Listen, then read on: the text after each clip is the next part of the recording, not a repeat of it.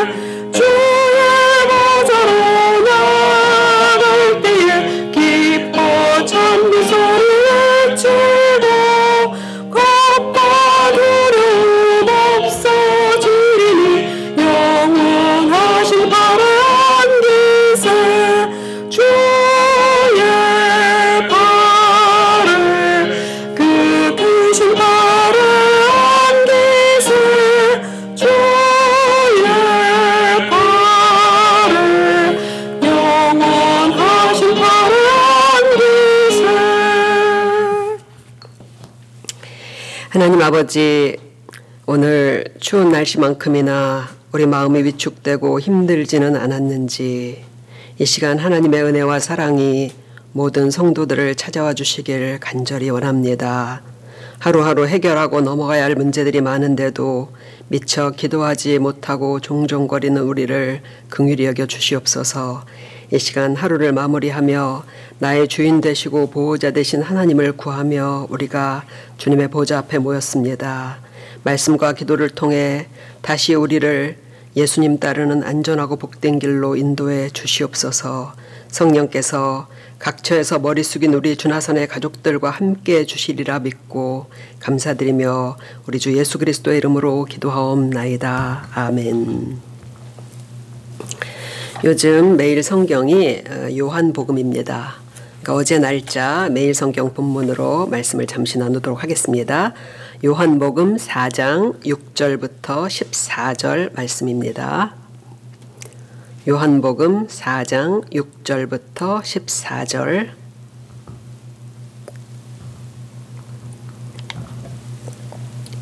함께 읽으시겠습니다. 거기 또 야곱의 우물이 있더라. 예수께서 길 가시다가 피곤하여 우물 곁에 그대로 앉으시니 때가 6시쯤 되었더라. 사마리아 여자 한 사람이 물을 기르러 왔음에 예수께서 물을 좀 달라 하시니 이는 제자들이 먹을 것을 사러 그 동네에 들어갔음이로라. 사마리아 여자가 이르되 당신은 유대인으로서 어찌하여 사마리아 여자인 나에게 물을 달라 하나이까 하니 이는 유대인이 사마리아인과 상종하지 아니함이로라. 예수께서 대답하여 이르시되 네가 만일 하나님의 선물과 또 네게 물 좀 달라 하는 이가 누구인 줄 알았더라면 네가 그에게 구하였을 것이요 그가 생수를 내게 주었으리라. 여자가 이르되 주여 물기를 그릇도 없고 이 우물은 깊은데 어디서 당신이 그 생수를 얻겠사옵나이까. 우리 조상 야곱이 이 우물을 우리에게 주셨고 또 여기서 자기와 자기 아들들과 짐승이 다 마셨는데 당신이 야곱보다 더 크니까. 예수께서 대답하여 이르시되 이 물을 마시는 자마다 다시 목마르려니와 내가 주는 물을 마시는 자는 영원히 목마르지 아니하리니 내가 주는 물은 그 속에서 영생하도록 솟아나는 샘물이 되리라. 아멘. 오늘 말씀은 우리가 많이 알고 있는 내용이죠. 사마리아 여인과 예수님이 우물가에서 나눈 대화입니다. 장소는 사마리아에 있는 수가라는 성이고 이 수가성은 구약 성경의 지명으로는 세겜이라고 그렇게 추측합니다. 창세기를 보면 야곱이 이 세겜 땅을 돈을 주고 사서 거기에다 장막을 치는 이야기가 나옵니다. 그리고 야곱이 죽으며 유언할 때 이 세겜 땅을 요셉에게 줍니다. 그래서 창세기 마지막을 보면 출애굽 때 이스라엘 사람들이 요셉의 유고를 메고 나오잖아요. 그래서 그 유고를 이 세겜에 장사했다고 여호수아서 24장에 이 이야기가 나옵니다. 그러니까 사마리아 사람들이 자기들 나름대로는 상당히 신앙의 뿌리가 있다는 자부심이 있었어요. 그래서 오늘 본문도 읽어보면 사마리아 여자가 계속 야곱 이야기를 하고 있는 것을 보게 됩니다. 지금 예수님은 어떤 상황이시냐면 유대 지방에서 전도하시다가 바리새인들과의 갈등이 생기자 그것을 잠시 피해서 다시 갈릴리로 돌아가시는 중입니다. 그러니까 남쪽 유대에서 북쪽에 있는 갈릴리로 올라가시다 보면 이 사마리아 지방을 거치게 되어 있어요. 그러니까 사마리아는 북이스라엘이 주전 722년에 아수르에 점령당할 때 이방인들이 이주해 와서 혼혈 민족이 되었던 곳입니다. 그래서 유대인들은 이 사마리아 사람들을 이방인 취급을 하며 상종을 안 했었어요. 예수님이 이 사마리아 성에 들어가서 물 길러온 사마리아 여자를 만나서 하나님의 선물인 구원에 대한 말씀을 전하는 내용이에요.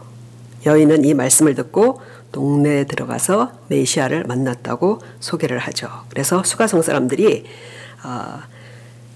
이 예수님을 만나서 이제 이틀간 주님께 구원의 말씀을 듣고 나서 주님을 그리스도로 믿게 됩니다. 그러니까 오늘 말씀은 한 개인이 예수님을 만나서 구원을 받은 이야기이고 또 한 민족이 구원을 받은 이야기이고 또 예수님이 그렇게 나를 구원하신 이야기입니다. 그렇게 우리가 이 본문 말씀을 이해하시고 한 절 한 절 간단하게 살펴보도록 하겠습니다.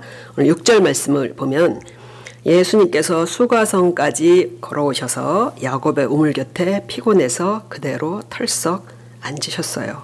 그러니까 예수님이 우리와 같은 육체를 갖고 계신 상태로 구원의 길이 되기 위한 그 공생의 사역을 보면 실로 힘겹고 숨가쁜 일정이셨다는 것을 우리가 알 수 있습니다. 주로 도보로 여행을 다니신 예수님이 유대 지방에서 여기까지 걸어오시다 보니 한낮에 큰 피로감을 느끼셨을 거예요. 신이신 하나님이 사람의 육체 피로와 고통을 다 체험적으로 아신다는 것은 우리가 때로 피곤하고 또 육체 아픔을 당하는 순간 큰 위로가 되는 것입니다. 그때는 6시라고 하는데 이 시간은 요즘 시간으로 보자면 정오쯤으로 추측을 할 수가 있어요. 그러니까 요한 사도가 그 시간을 이렇게 6시라고 정오로 기록한 것이 의미가 있을 것입니다. 7절을 보면 바로 그 시간 사마리아 여자가 물을 기르러 나온 시간이에요. 마치 여자가 그 시간에 올 것을 예수님이 아시고 그 시간에 맞춰 우물가를 찾으셨다는 느낌이 물씬 풍기잖아요. 우연일까요? 우리가 예수님을 만나게 된 것도 우연이 아니라 하나님의 시간 안에 있었습니다. 그 시간은 어떤 시간입니까? 우리는 이미 사마리아 여인의 과거사를 대부분 다 알고 계십니다. 뒤에 보면 5명의 남자와 살았지만 남편은 아니었고 지금 살고 있는 남자도 남편은 아니라는 거예요. 모르긴 해도 사정을 모르는 사람들에게 평판이 과히 좋지는 않았을 것 같습니다. 그러니까 우물가에 물 길러 나오는 시간이 여인들이 모이는 선선한 시간을 피해 제일 뜨거운 정오 시간을 선택한 것이죠. 우리가 복음서를 보면 공통점이 있습니다. 사람들이 예수님을 찾아와 고침을 받고 그리고 구원을 받는 그때가 다 인생의 가장 큰 암흑기였다는 것이에요. 이 여인에게도 가장 괴로운 시간, 사람을 피하고 싶은 그때, 그림자도 발밑에 숨은 한낮에 물동이를 이고 나오는 바로 그 시간이었습니다. 자기의 치부가 고스란히 되살아나는 그런 시간에 예수님은 여인을 기다리고 계셨어요. 저한테는 돈이 제일 없던 시절, 월급을 타면 나갈 게 더 많던 그때에 예수님이 저를 기다리고 계셨습니다. 구절을 보면 예수님께서 여자에게 내게 물 좀 주시오라고 말을 건네셔요.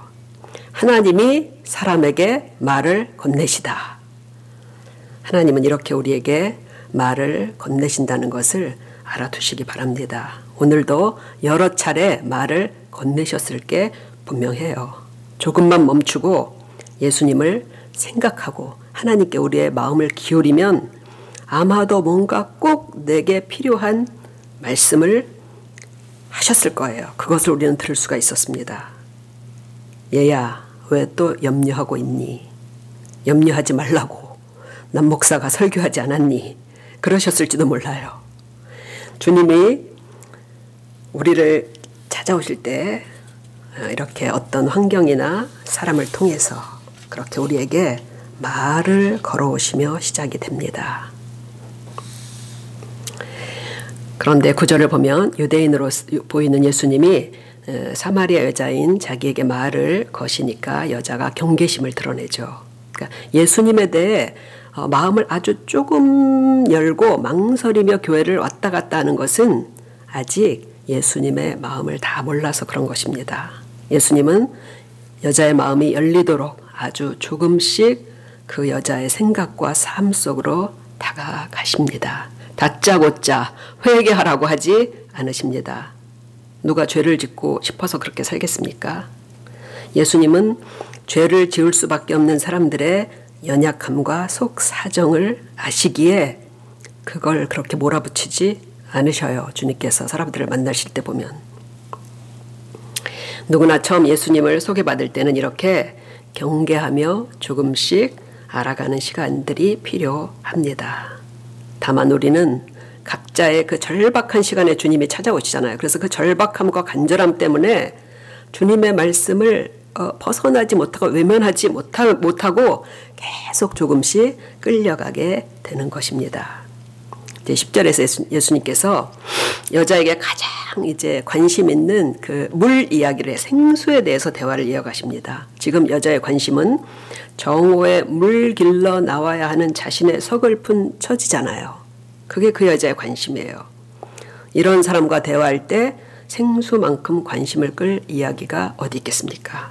우리가 성령 충만하다면 타인의 관심과 마음을 깊이 살피는 대화와 그리고 교제가 가능하게 되는 것입니다.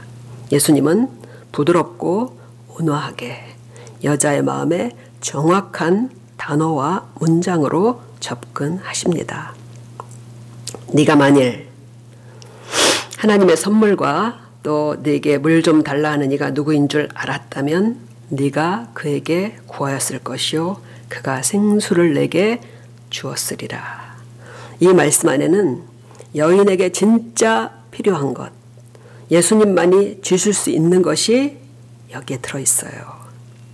여자에게는 매일 건너뛸 수 없이 매일 물이 필요하잖아요. 그렇게 물동이를 이고 물가에 나와야 되는 이 시간이 가장 큰 고통이었습니다.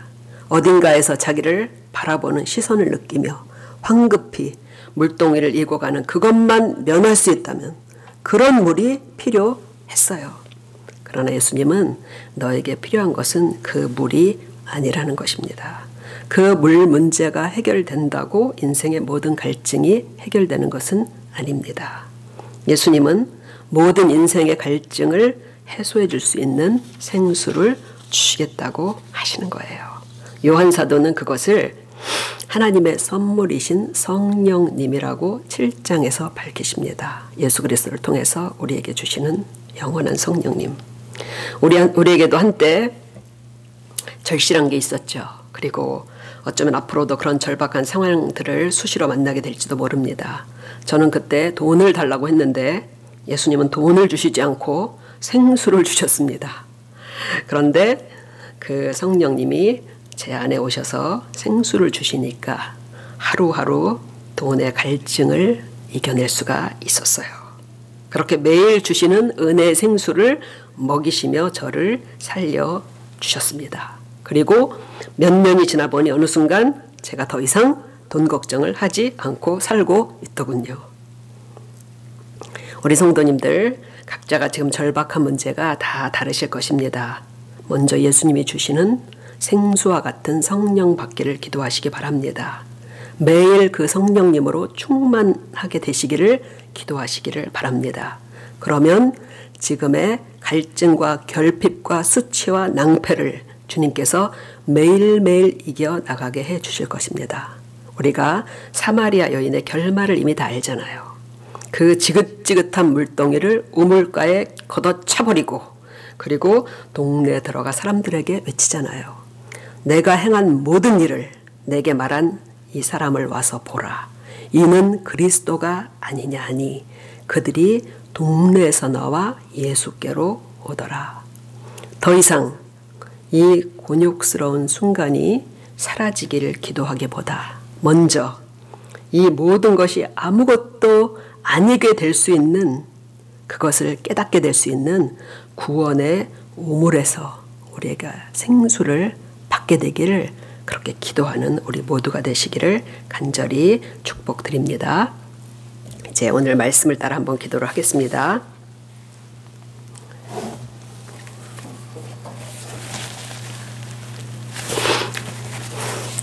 예수님이 이렇게 나를 찾아오신 것을 확신하십니까?